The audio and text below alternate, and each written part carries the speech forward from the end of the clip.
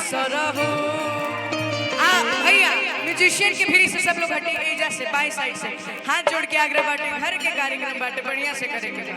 भाई लोग की डिमांड रहे। अरे यार अच्छा परा मैं आवाज आई कसर हो तना चाया गवा नहीं तो टंगवा ले हो भाई पखवा के बाग जिला बगसर तना गवा नहीं तो टंगवा ले हो भाई पखवा के बाग जिला बगसर गाया गोरखपुर के रखनी हिला के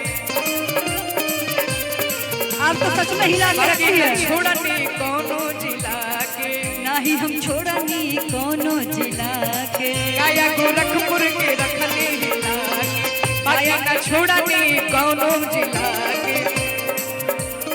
आरा छपरा में आवाज आई कसर हो तना चया गवा नहीं ऐसे ना डांस करके नाचा अगवा नहीं तो टगवा ले हो हई बखवा के बाग जिला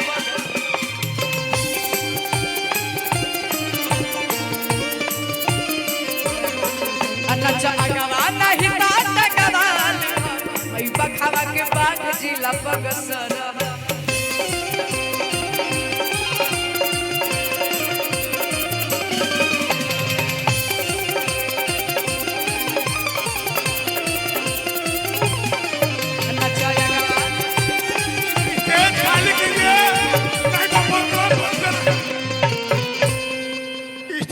अन्यथा हम प्रोग्राम बंद करेंगे।